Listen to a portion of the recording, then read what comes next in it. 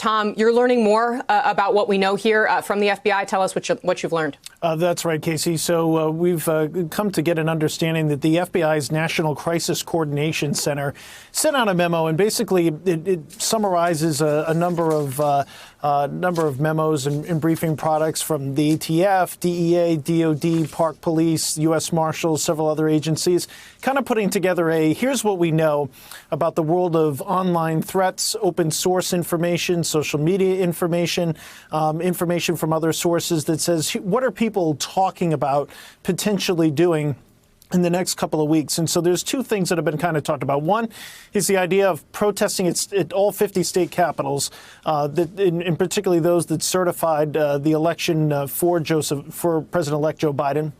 And to somehow demonstrate there or have armed protests there. The second one is an idea of if Congress, this is what these people are talking about, if Congress invokes the 25th Amendment starting January 16th, that there'll be some sort of a violent uprising in Washington, D.C. Now, Casey, most people are smart enough to know that Congress can't invoke the 25th Amendment, so that raises questions about what the group is thinking about. But this type of information is kind of a survey of what's out there as far as what people are talking about, and it's being shared among law enforcement so that everybody kind of has an understanding as far as what's the discussion, what's going on, what do we need to be thinking about, what do we need to be investigating. And on that front, we're already hearing from some of the FBI field offices across the country, for instance, the FBI in Boston, saying they don't have any information specific incredible to their capitals on Inauguration Day. So there we're talking about Massachusetts, Rhode Island, New Hampshire, and Maine. So they're on the record saying, look, we don't have anything specific to our capitals. So it's important to note, just a quick indulgence on how law enforcement intelligence works. There's the side of it that gathers information and says, OK, this is what people are talking about. This is what they're discussing about online. Some of that information is the same type of information that if you and I were highly trained and spent all day focusing on this, we could easily derive ourselves.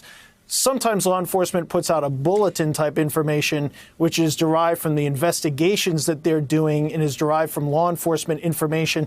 We don't appear to have that today.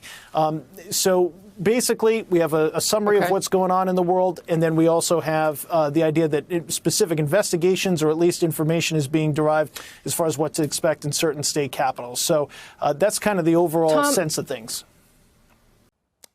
Hello, YouTubers. If you're watching this, it means you've checked out our channel, so thank you. Now do me a favor, subscribe by clicking on that button down there. Click on any of the videos to watch the latest interviews and highlights from MTP Daily and MSNBC. You can get more Meet the Press content every morning in the First Read newsletter. If you're tired of content that you don't know anything about where it came from, you don't have to have that problem with us. NBC News, MSNBC, MTP, and the Meet the Press mindset right here for you on YouTube. Subscribe now.